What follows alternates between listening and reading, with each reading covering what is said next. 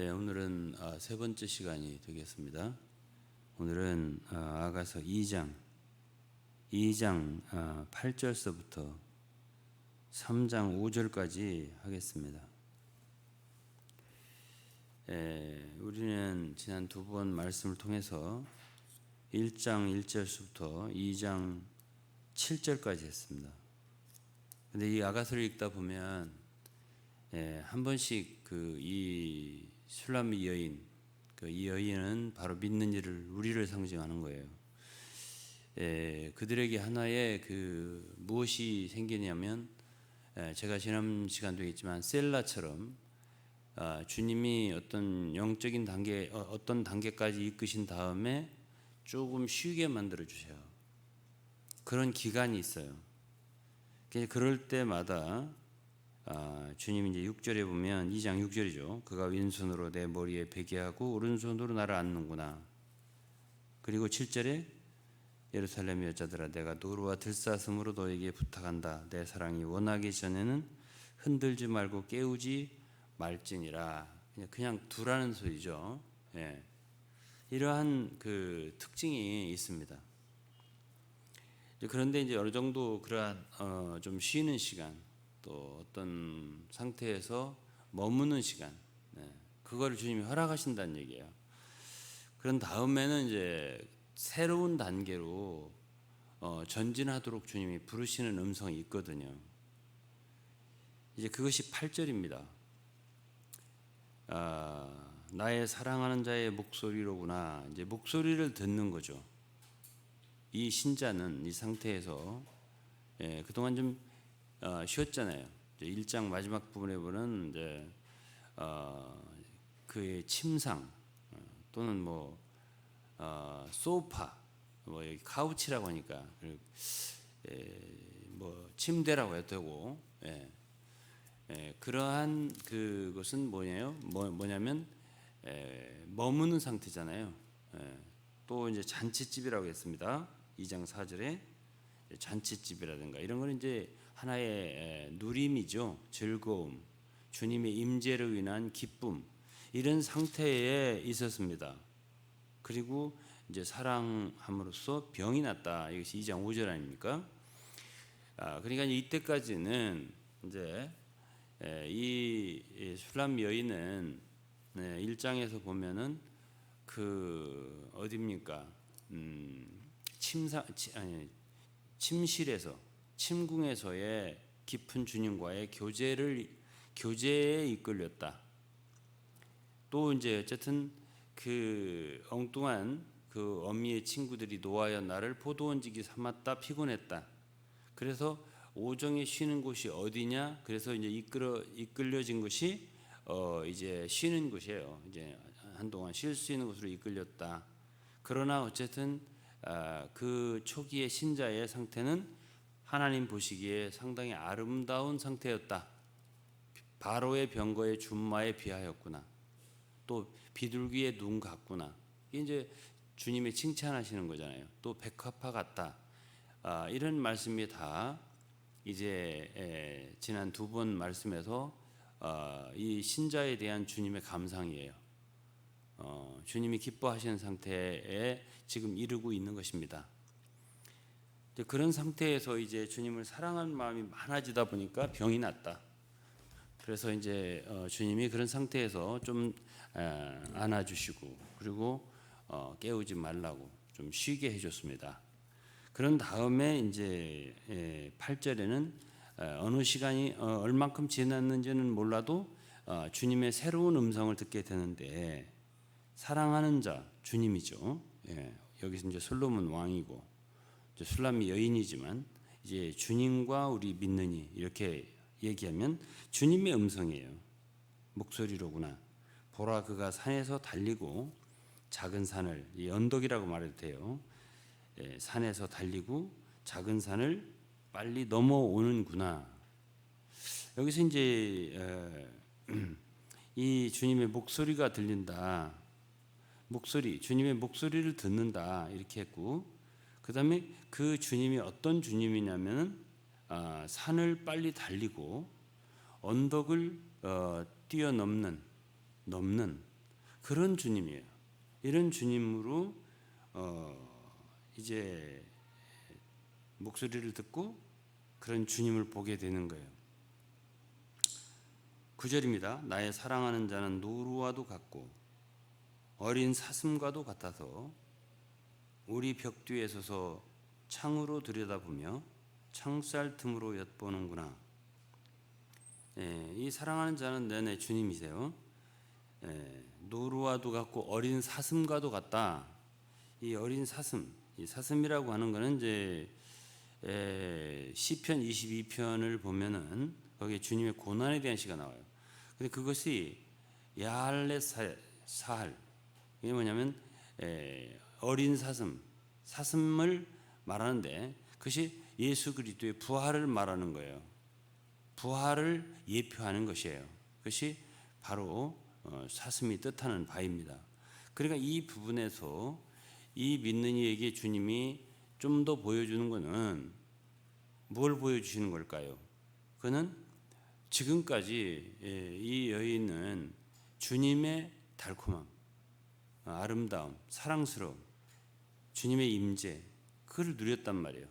포도주보다 낫다고, 너무나 아름답다고, 숲을 속에 사과나무 같다고, 그 그늘에서 너무 쉬었다고, 이런 말을 하고 그야말로 이 여인에게는 주님이 너무 좋은 거예요. 너무 사랑스러운 거예요. 이러한 상태에 있는 말은 믿는 이에게 지금 이 단계에서는 무엇을 보여주냐면 예수 그리스도는 움직이는 분이라는 거예요. 산을 뛰는 분이다. 뛰어넘는, 언덕을 뛰어넘는, 달리는, 이러한 말하자면 부활하신 역동적인 주님을 보여주는 거예요. 그런 주님으로서 이제 나타나신 거죠. 그 목소리를 듣는 거예요. 주님이 어떤 분이지? 주님은 그냥 머무르는 분이 아니에요. 그는 돌아가시고 죽으시고 십자가에 죽으시고 끝난 분이 아니에요. 부활하신 주님은 굉장히 움직이시고 참 역동적이시고, 여기서 말하면 산을 달리고 언덕을 넘는다고, 빨리 넘어온다, 달린다, 이런 모든 것은 다 역동성을 말하는 것입니다. 그러니까 주님이 그런 분이라는 거죠. 근데 주님에 대해서 너무나 사랑스러운데, 너무 나에게는 귀한 분인데, 그 사랑에 취했는데 지금. 그런데 또 한면으로 성경 말씀을 보면 그렇잖아요. 사도행전을 보라 이거죠. 부활하신 주님의 역사잖아요. 성령의 역사잖아요. 사도행전이. 근데 주님을 따르는 사람들의 그 역사를 보면은 굉장히 그 역동적으로 복음을 위해서 앞으로 달려가잖아요. 어떤 어려움도 뚫고 나가잖아요. 그런 걸 생각하면은 이렇게만 있으면 안 되는데 하는 생각도 들겠죠. 정말 주님을 기뻐하고 참 주님의 임재를 누리고 다 좋은데 그렇게만 있으면 되겠는가 하는 생각도 들겠죠. 그때쯤 주님이 그러한 모습을, 부활하신 주님의 모습을 보여주더라는 얘기예요, 여기서. 그런데 주님이 우리 벽 뒤에 서서, 그랬습니다. 섰다고, 서 있다. 서 있다는 얘기는 움직이기 전 단계가 서는 거예요. 앉아 있다, 누워 있다. 이거는 이제 1장, 2장 전반부 이 여인의 상태는 편히 쉬는 거예요. 누워 있는 거예요. 침상은 눕는 거 아니에요. 그리고 사과나무 그늘 아래에 앉았다. 이런 모든 것들을 갖다가 쉬고 앉고 이런 건데, 이제 여기서 주님의 모습은 창살 틈으로 바라보시는데 서 계신 거다 이거지. 에베소 6장에 보면 영적인 전쟁을 하는 사람들이 서 있다고 했습니다. 그런즉 서서, 이것이 에베소 6장에 있는 말씀이에요. 그러니까 서 있다는 것은 전쟁하는 사람들을 뜻합니다. 그러니까 이 믿는 이는 주님이 자기가 너무 좋아요. 주님의 임재를 누리님이 너무 좋아요. 은혜가 너무 좋고 다 좋은데 아직 대적이 있고 나가서 싸워야 되는데 그러려면 능력이 있어야 되고 능력이 있으려면 부활을 알아야 돼요. 부활은 능력이잖아요. 부활, 생명, 능력. 그 주님이 그런 분이라는 것까지는 아직 잘 모른다는 얘기죠. 그런 말씀을 해주시는 거죠. 네. 사랑하는 자의 목소리. 그리고 그분은 산을 빨리 달리고 또 언덕을 빨리 넘고 이런 모든 그 역량이 있으신 능력이 있으신 주님, 부활하신 주님을 보여주시는 거죠. 근데 그런 분이 이제 주님과 이 믿는 이 사이에 벽이 있다는 거지. 벽이. 근데 거기에 창이 있다는 거예요. 창살 틈으로 주님이 그 여인을 한번 본 거죠. 그 얘기를 하고 있어요, 여기에. 그런데 이제 이 여인은 이 여인과 주님 사이에 아직은 이렇게 온전한 연합이 이루어진 상태가 아니죠. 자기의 느낌 안에 있는 거예요. 자기의 누림 안에 지금 머물러 있는 거예요. 너무 좋다는 거죠. 그런데 주님은 벽 뒤에 서서 이 여인을 부르는 거 아니겠어요, 지금? 같이 가자고 이제 하세요, 이제 그 다음 구절 보면. 그러면 거기 벽이 있지만 완전히 막힌 건 아니고 창이 하나 있어요. 그러니까 창으로 들여다볼 수 있다. 이런 상태입니다. 그러면서 이제 10절에 보면 나의 사랑하는 자가 내게 말하여 이르기를 그러면서 서서 이제 창살 틈으로 들여다 보신 것이 한 가지 일이고 그 다음에는 말씀을 하신다는 거예요. 뭐라고? 나의 사랑, 나의 어여쁜 자야. 일어나서 함께 가자. 앉아 있다는 얘기 아니겠어요? 이 믿는 이는 아직은 그렇게 일어나서 주님과 함께 나가서 뛰고 넘고 뭔가 역경을 고난을 이기고 일어나서 대적과 싸우고 이렇게 할 수 있는 상태는 아직 아니에요. 그것까지는 아직은 아니에요. 그냥 주님이 너무 좋은 거지 그냥 이런 상태란 말이에요. 그런데 주님이 여기서 이제 부르는 거죠. 그 다음 좀 더 전진하라고. 그 어디로 전진해? 어떻게 해야 돼? 그러니까 일어나고 나와 함께 가자 이랬습니다. 이게 이제 부활하신 주님이 그분의 능력을 내가 너에게도 주었지 않냐. 예수 믿는 사람들은 다 부활의 생명이 있고 능력이 있어요. 있으니까 말하자면 일어나서 나 함께 가자라고 이제 말씀을 하신 거죠. 그러면서 이제 계속 하시는 거예요. 11절 겨울도 지나고 비도 그쳤다. 이 겨울이라든가 비라든가 이 비는 겨울비겠죠. 겨울도 지나고 비도 그쳤으니까 겨울 동안 내린 비를 의미하는 거니까 굉장히 어려운 환경, 환난 이런 시련들을 통과했던 뜻이 되겠죠. 이것은 양면일 거예요. 첫째는 주님이 참 인생의 고난과 십자가의 죽으심과 이런 모든 과정을 거쳐서 그분은 부활했다는 뜻도 있고, 둘째는 이 여인도 믿는 이도 이런 과정을 거치면서 많이 힘든 과정을 거쳤다는 얘기예요. 그러니까 겨울이 지났다는 얘기. 또 비도 그쳤다. 그걸 말씀해 주죠. 지면에는 꽃이 피고 새에 노래할 때가 이르렀는데, 다 이건 부활을 얘기하는 거예요. 이제 어려운 시절 갔다는 거죠. 그래서 이제 가장 아름다운 꽃은 아름다운 거잖아요.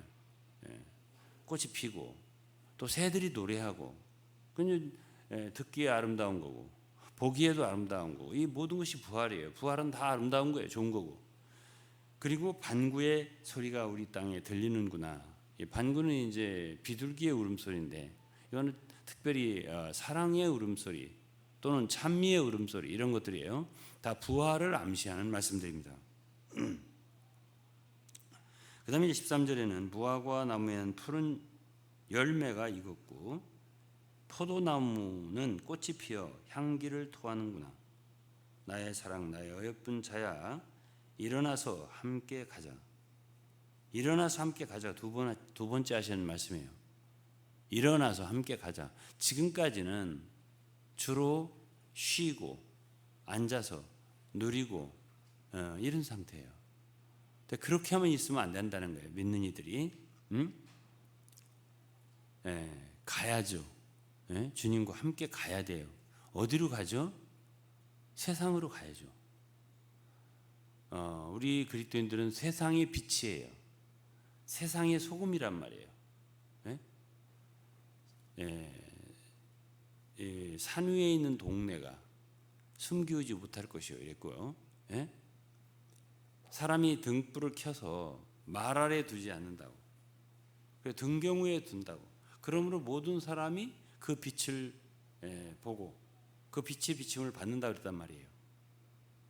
그 소금이 그냥 한 곳에 소금통에만 놓여 있으면 무슨 소용이 있어요? 세상의 소금이죠. 그래야 세상에 썩어져 가는 것을 방지할 거 아니에요. 마태복음 17장에 보면 변화산이 나오죠. 그리고 이제 거기에 이제 베드로, 야고보, 요한이 주님과 함께 있었는데 주님이 갑자기 산 위에서 변화되셔서 빛나는 옷을 입고 정말 영광의 모습으로 변화되셔서 모세와 엘리야와 대화하는 그런 장면이 나오죠. 그러니까 베드로는 너무 좋아서 여기가 좋사오니 주님 여기 초막셋을 짓고 싶다고 그랬어요. 근데 그런 누림이 있죠. 그리스도인들이 그런 누림이 있지만 그러나 거기에만 있을 수는 없는 거죠. 내려와야죠. 그 내려오면 뭐가 있어요? 막 귀신 들린 사람도 있고 별게 다 있는 거예요. 그게 바로 세상이에요. 이 세상에는 아주 귀신들 판이에요. 그런데 그곳에 우리는 따로 분리되어서 말이죠. 우리만 좋다. 우리는 너무 좋아. 라고 하고 있으면 무슨 소용이 있느냐 이거예요. 주님이 함께 나가자. 어디로? 세상 속으로. 너희든 세상에 빛이 되라. 그리고 말하자면 세상에 소금이 되어서 부패를 방지하는 그런 요소의 역할을 해야 된다. 이런 말씀이란 말이에요.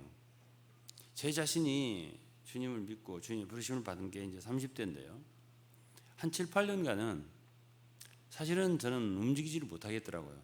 그래서 항상 말씀만 읽고 기도만 한 게 한 7년 세월이에요. 그때 한 번씩 살짝 이렇게 세상을 나와보면 마음이 흔들리더라고요. 제가 워낙 세상에 쩌들었던 사람이라 그런지 휘청해요. 그래서 안 되겠구나. 그래서 제가 세상과의 접촉을 가급적이면 줄였어요. 안 하고 그냥 항상 말씀 앞에 기도하고 이렇게만 한 7, 8년을 보냈다니까요. 그러고 나서 주님이 나를 90년대부터 어디로? 이제 함께 가자고 한 데가 몽골이에요.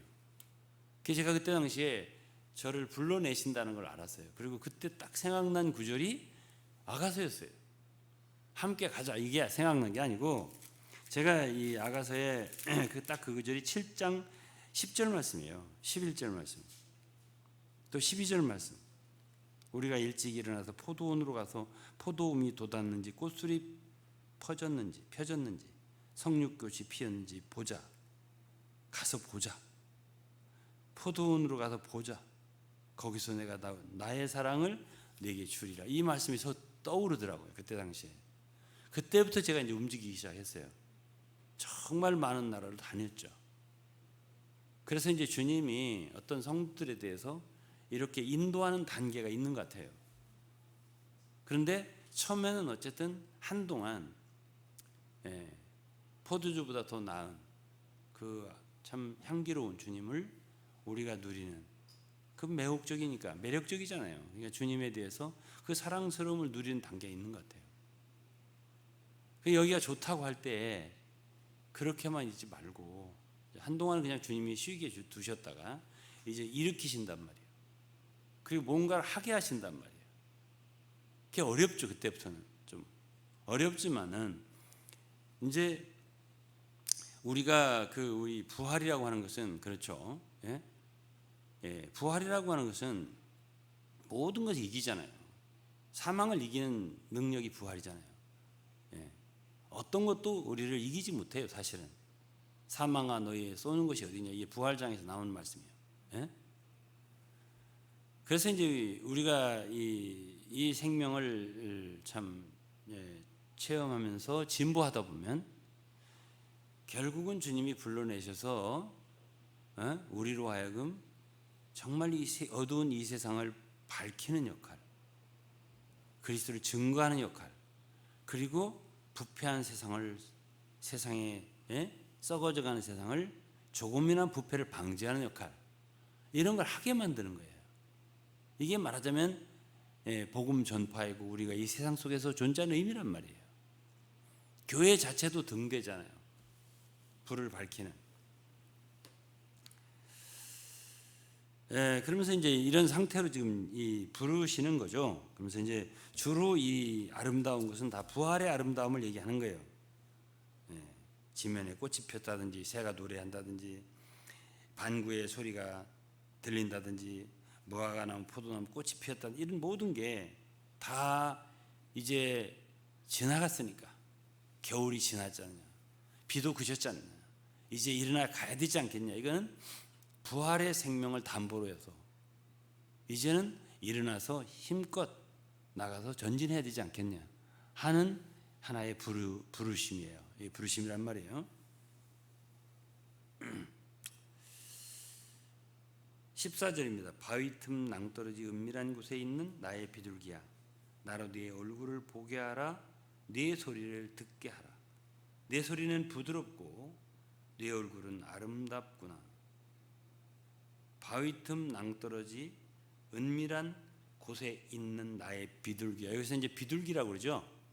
1장에서는 이 여인을 뭐를 칭찬하냐면 눈을 칭찬했습니다. 뭐라고? 비둘기 눈이라고. 근데 여기서는 이 여인 자체를 비둘기라고 했어요. 비둘기는 성경에서 성령을 예표합니다. 성령의 비둘기잖아요. 이 지점에 이르렀을 때 이제 이 여인은 성령으로 생활하는 것이 어떤 체험을 어느 정도 익힌 사람이 된 거예요. 그러니까 비둘기라고 하죠. 그렇다고 아직 완전한 건 아니에요. 그렇지만 영적인 인도가, 성령께서 그 신자의 육적인 것보다 더 말하자면 지위가 많은 거죠. 그러니까 성령의 인도를 따라 살 수 있는 정도가 된 거예요. 그러니까 비둘기라고 하죠. 근데 이 여자가 있는 위치가, 이 믿는 여자 있는 위치가 어디냐 하면은 바위 틈이에요. 바위 틈은 누구나 다 인정해요. 갈라진 바위. 그건 출애굽기에도 나와요. 반석으로 바위를 치니까 바위가 갈라졌다 그러잖아요. 그건 바로 십자가를 의미하는 거예요. 예수 그리스도의 십자가. 그게 이제 여기서 말하는 바위 틈이죠. 그래서 낭떠러지, 은밀한 곳. 낭떠러지는 누구든지 올라갈 수 있는 곳이 아니에요. 너무나 가파르고 높은 곳. 아무도 올라갈 수 없는 곳. 뭐죠? 하늘이죠. 그건 뭘 얘기하죠? 예수 그리스도의 승천을 얘기하는 거예요. 그러니까 골로새서 3장에 보면 성도들에게 뭘 얘기하냐면 위의 걸 생각하라고, 땅의 걸 생각하지 말라고. 왜 그러냐면 너는 이미 죽었기 때문이라고. 너희 생명은 이미 그리스도와 함께 하나님 안에 감춰져 있다고. 하늘에 있는 상태니까, 너희들은 하늘에 있는 존재니까, 그러니까 위의 걸 생각해야 된다라고 하잖아요. 그러니까 믿는 이들이 이 지상에 살지만 그들의 생각과 그들의 위치가, 마음의 위치가 어디에 있느냐 할 때 십자가라는 거예요. 십자가. 그리고 어디예요? 승천이에요. 하늘에 있는 거예요. 그러니까 사실 많은 사람들과 함께 섞여서 살지라도 우리는 사실 외로운 사람들이에요. 바위 틈에 있고 낭떠러지 은밀한 곳에 있는 사람들이에요. 지존자의 은밀한 곳에 있는 자란 말이에요. 저희들이. 그냥 그러한 우리의 성질을, 우리의 성분을, 위치를 인식을 해야 된다는 거예요. 그러면서 주님이 부르시는 것은 너는 그곳에, 그런 곳에, 말하자면 그리스도의 승천의 위치에, 그리고 십자가의 위치가 정위치예요. 우리가 있어야 할 곳이에요. 그러면서 이제 부활 능력으로 나와 함께 달려가야 된다고, 이런 뜻으로 이제 여기서 부르시는 게 바로 2장 후반부예요.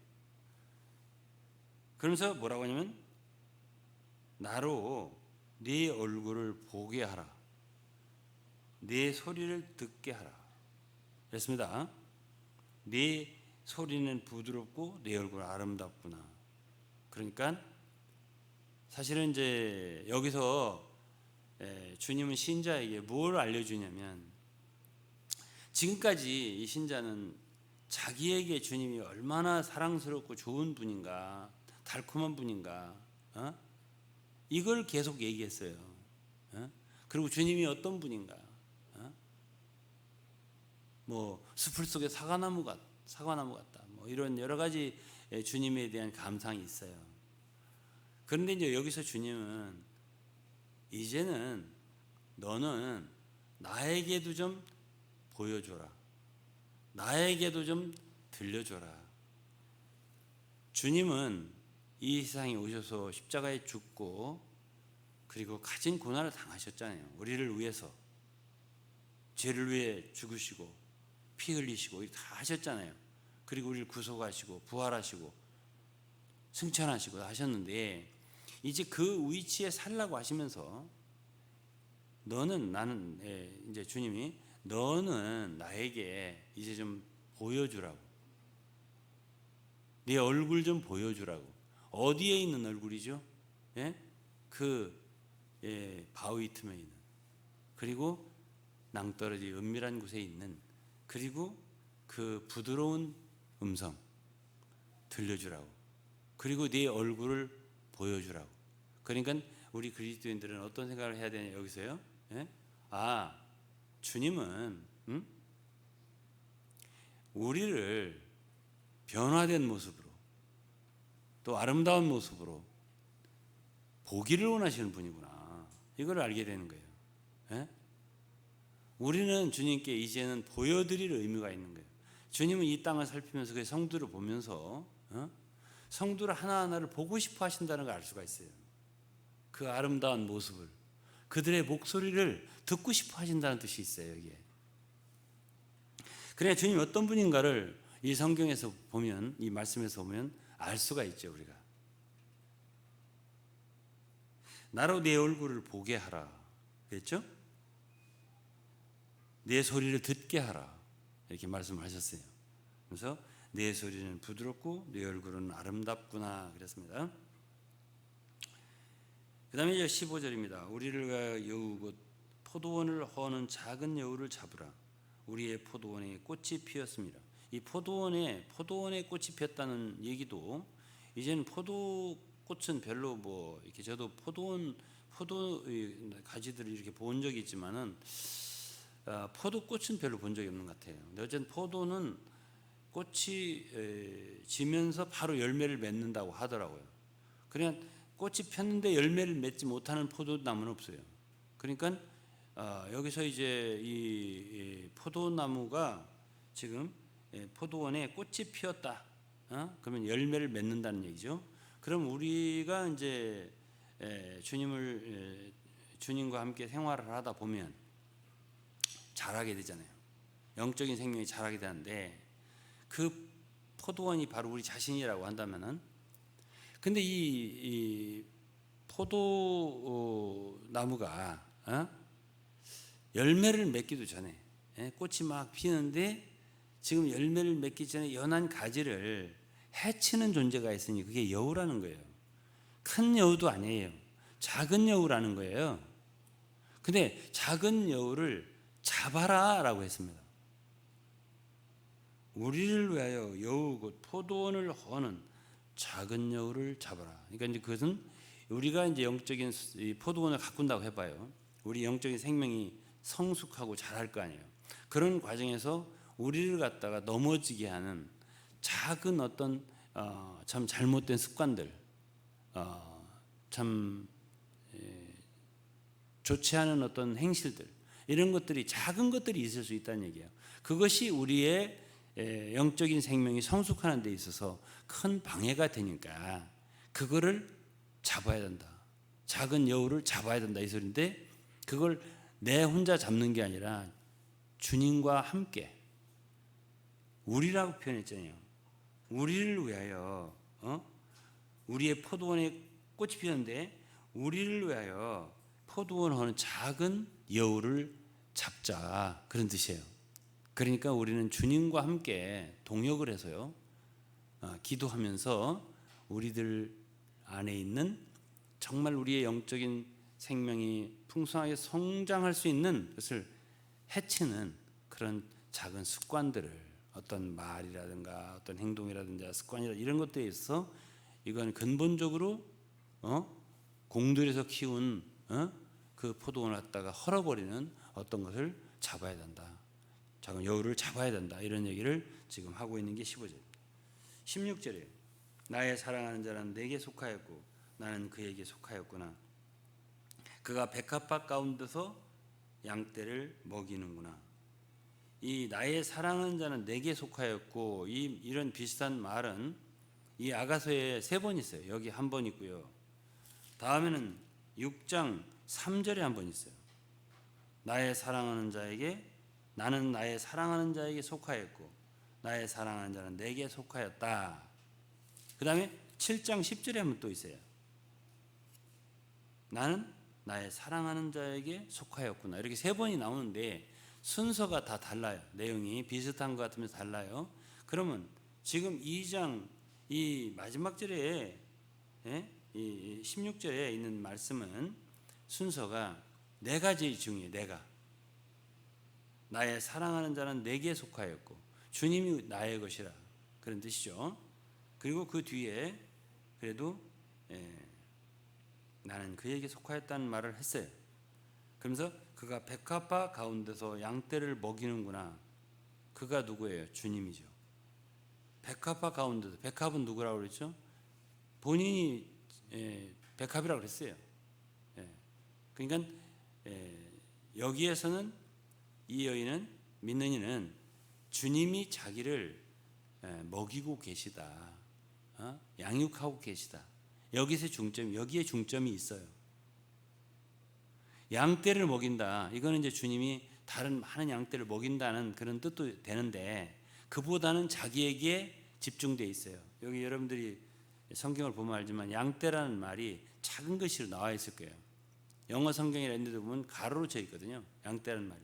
그 말은 원문에 없다는 얘기예요. 양떼를 먹이신다.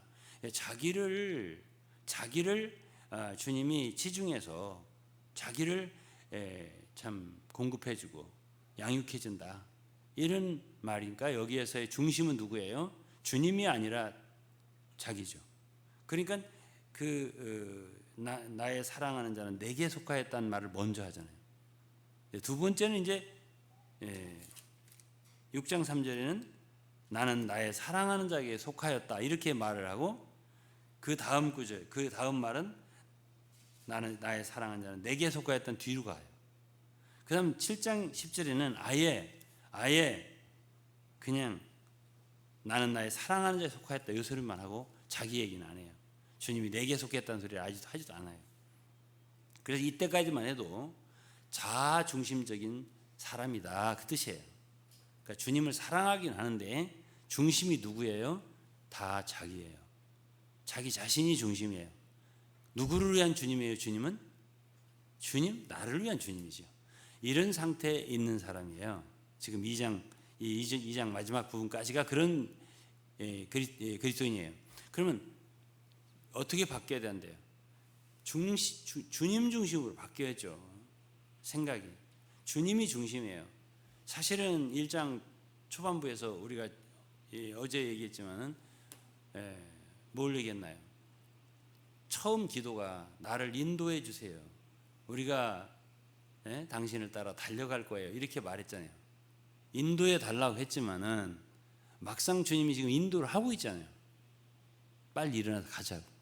그러니까 지금 이 믿는 이는 그렇게 기도는 했지만 주님은 또 인도를 해주시지만 지금 제대로 순종하고 따라 나서지 못하는 상황을 우리에게 보여주고 있는 거예요. 여기서 그러면서 이제 17절에 보면 이제 이 대답이 17절 이제 이 믿는 이의 주님에 대한 대답이 이렇게 온전히 순종하겠다, 따라가겠습니다, 이게 아니에요. 17절이 말이 나의 사랑하는 자야, 이건 주님을 부르는 말이에요. 사랑하는 주님이시여, 이 뜻이죠. 날이 기울고 그림자가 갈 때에 돌아와서라고 했습니다. 예? 날이 기울고라는 말은 이게 원문 성경을 보면요, 날이 셀 때의 뜻이에요. The day dawn, 새벽이에요. 새벽이 올 때, 새벽이 올 때까지 그런 뜻입니다. 그림자가 지나갈 때. 그러면 이 믿는 이는 어떤 생각을 지금 하고 있어요? 아직 나는 아직 밤이다 이제. 어두움 그림자가 나에게 아직도 있다는 걸 시인하는 거예요. 그렇지만 이 어두움이, 그래도 이 그림자는 언젠가 참 새벽이 올 거예요. 이 그림자는 지나갈 거예요. 이렇게 지금 말을 하고 있습니다. 그럴 때에 돌아와 주세요, 그런 뜻입니다. 에? 아니 주님은 뭐라고 했죠? 함께 가자, 일어나서 함께 가자 그랬잖아요. 이 여인은 뭐라고 대답하는 거예요? 저에게 좀 시간을 주세요. 저에게 좀 여유가 필요해요. 조금 좀 쉬었다가 제가 아직은 그림자가 있어요. 아직은 어둠이 있어요. 어쩔 수 없어요. 조금 기다려서 이제 날이 새면 그림자가 지나갈 텐데 그러면 저에게 돌아와 주세요. 가자니까 주님 따로 오래요. 예? 그것도 지금 당장도 아니에요. 예? 날이 새면 오세요. 이런 소리로 대답을 한 거죠. 자, 여기까지 제가 얘기를 하면 2장이 맞춰지는데요. 여러분 한번 생각해 보세요. 이거를 설명을 안 해주면 이게 무슨 뜻인지 이해할 수 있겠어요? 참 이해하기 어렵습니다. 그래서 이제 2장 17절에 나의 사랑하는 자여, 날이 기울고 그림자가 갈 때에 턴이에요. 돌아오세요. 와서 베델리 산에서의 노루와 어린 사슴 같아여라. 시니까 이렇게 쓴 거예요. 베델리 산이라고 하는, 베델이라는 뜻은요, 분리라는 뜻이에요. 분리. 아까 이제 벽이라는 게 있잖아요. 벽에 창살이 있었다고. 예? 이 여인, 이 믿는 이와 주님과의 관계에서는 아직은 벽이 있어요. 왜 그럴까요? 자아의 벽이죠. 아직은 이 믿는 이는 자기 중심적인 신앙을 갖고 있기 때문에 주님을 사랑하긴 해요. 또 주님도 그녀에게는 말씀도 하고 또 그녀는 주님의 말씀도 듣고 하지만 그러나 어디까지나 벽이 있고 창으로 보시고 또 말씀해 주시고 이런 상태란 말이에요. 그러니까 여기서 이제 마지막 27절에서 베델의 산에서, 그럼 베델이라고 하는 건 분리라는 뜻이라고 말씀했죠. 일종의 분리가 있다는 거, 주님과. 그리고 거기에서 베델의 산에 노루와 어린 사슴같이 오세요. 노루와 어린 사슴은 다 이것도 잘 달리고 뛰는 짐승이에요. 그러니까 부활의 주님에 대해서 모르는 건 아니에요. 주님이 이러한 분이다. 그야말로 노루와 어린 사슴같이 달리고 언덕을 뛰어넘는 그런 부활의 주님이시지만 저에게는 아직도 약간의 어둠이 있으니까, 아직은 밤이 있으니까, 그림자가 있으니까 지나간 뒤에 저에게 그렇게 뛰어와 주세요 라는 뜻이에요. 이게 2장 마지막이에요. 3장 5절까지만 할 거예요. 오늘은 3장 1절입니다. 내가 밤에 침상에서 마음에 사랑하는 자를 찾았구나. 찾아도 발견치 못하였구나. 자, 여기에 이 밤이라고 했잖아요. 그리고 자기가 어디 있다고 그랬죠? 어디에? 침상이에요. 예? 그러니까 지금 1장에서부터 주로 이 여인이 많이 자기가 위치하고 있는 곳을 주로 침상이라고 했어요. 뭐 상에 앉아, 왕의 상에 앉아 있다고도 얘기했고, 사과나무 아래 그늘에 앉아 있다고도 하고, 하지만은 주로 앉아 있는 거 혹은 침상에 누워 있는 거, 이런 상태입니다. 그리고 2장 후반부에서 주님은 이 믿는 이를 부활의 능력으로, 참 부활하신 주님을 보여주시면서 그녀를 일으켜서 나와 함께 가자고 지금 부르시는 것이 그런 말씀인데요. 3장 1장에 보니까 아직도 이 여자는 마지막까지도 아직은 저에게는 날이 새지를 않았어요. 아직도 깊은 밤이에요. 아직도 죄송합니다. 그림자가 좀 지나갈 때까지만 기다려 주시면은 그때 좀 돌아오셔서 저를 이끌어 주세요. 이런 말씀이 2장 마지막이에요. 근데 3장 1절에 보니까 여기 밤이라고 하는 건 나이트, 영어로 나이트인데 복수니까 많은 밤이 이제 이 밤 동안에 이 여자는 여전히 침상에 있는 거예요. 일어나서 함께 가자고, 일어나서 함께 가자고 하는데 이게 함께 가지를 못하고 있는 거죠. 침상에 있는 거예요. 그런데 침상에서 마음에 사랑하는 자를 찾았구나 했다는 얘기는 뭐냐면, 이 여자는 자기 중심이라고 했죠, 제가 아까. 그러니까 자기가 정말 주님을 소중히 붙잡고 있었다는 얘기예요. 지금까지 주님의 임재를 갖고 있었어요. 주님의 누림을 갖고 있었어요.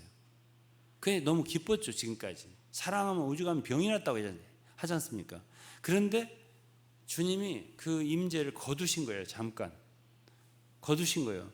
왜? 그냥 계속 그렇게 두면 계속 거기가 좋습니다 하고 그 상태에서 하니까 이 임재를 걷어버리고 누림을 걷어버리니까 아이고 주님이 없어졌네.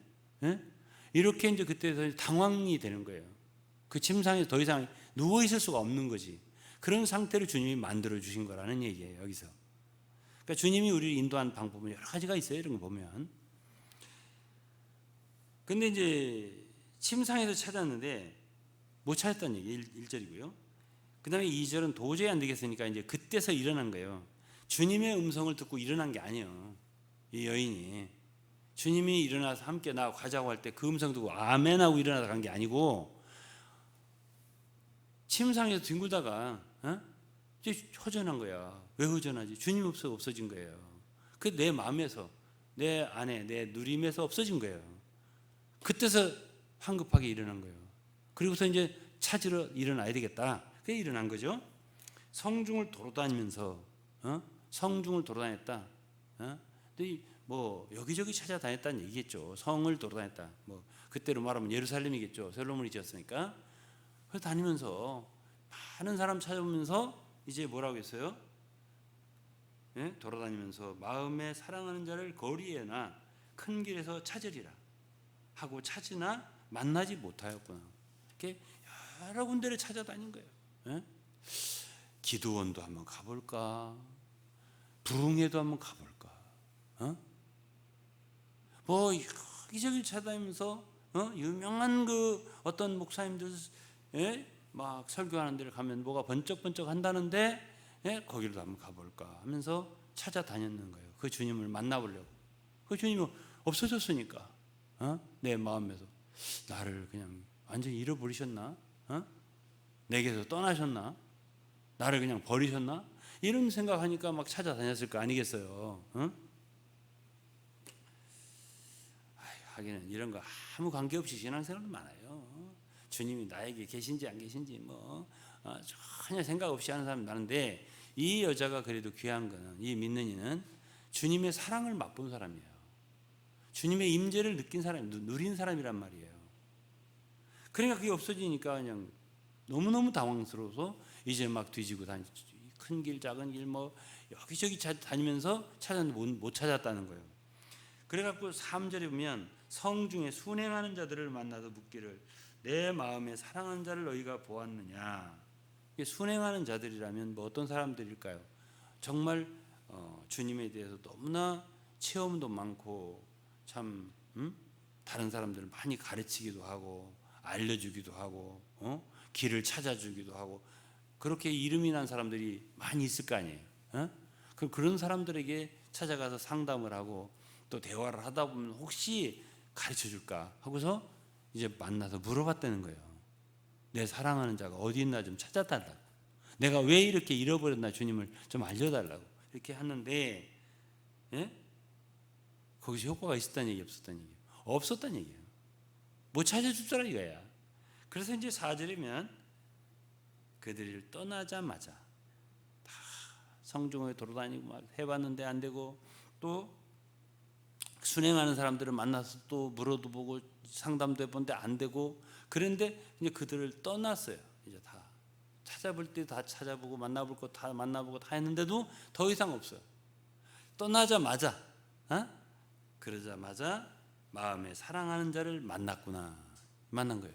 그러니까 주님이 그때서야 이제 짠 하고 나타나 주신 거예요. 이 믿는 이에게.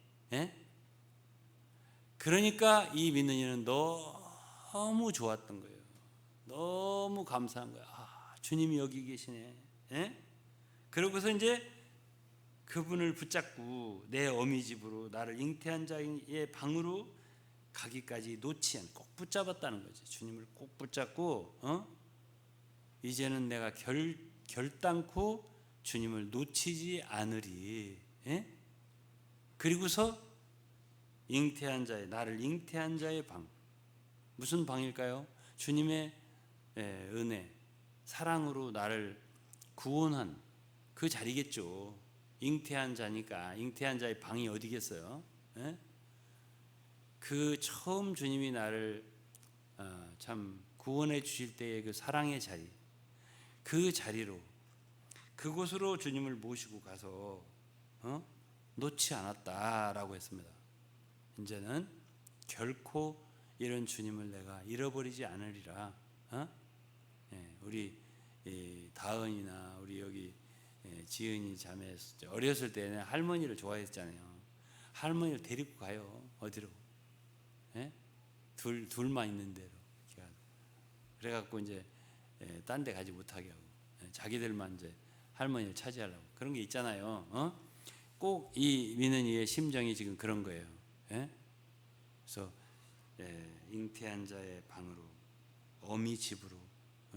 어미 집이 어디겠어요? 잉태한 자이 어디겠어요? 다 우리를 낳아주신 그 사랑, 우리를 하나님 자녀 삼아주신 그 자리, 그것으로 가서 그 은혜를, 그 사랑을 잊지 않고 늘 그 자리에 나를 있게 해야 되겠다. 주님을 꼭 붙잡고 내가 결코 놓지 않겠다. 이런 상태에 있는데, 주님은 그런 상태에서 완전하지 않을지라도 그냥 잡혀주시는, 주님이 그 성도에게 붙잡혀 주시는 이제 그런 상태가 바로 이 두 번째 여기까지의 마무리예요. 여기까지가 한 단락이, 또 한 단락이에요. 왜 그러냐? 그 다음을 보세요. 5절에 예루살렘 여자들아, 내가 노루와 들사슴으로 너희에게 부탁한다. 사랑하는 자가 원하기 전에는 흔들지 말고 깨우지 말지니라. 이거는 2장 7절에 있는 말씀하고 똑같은 말씀이잖아요. 왜 그래요? 여기에서 말하자면 이 여정이, 이 믿는 이의 한 여정이 여기서 한 단계로 이제 끝난 거예요. 주님과 함께 정말 부활의 능력으로 움직이고 뛰고 넘고 모든 역경을 견디고 이기고 이런 상태는 아직은 아니에요. 아직은 아니지만 그래도 잃어버렸던 주님을 다시 찾고, 그런데 누워있는 참 앉아있는 항상 그런 상태에서 어쨌든 한번 일어났잖아요. 일어나서 막 이렇게 다니면서 찾고 또 경험해보고 이렇게 해서 반드시 주님을 찾았단 말이에요.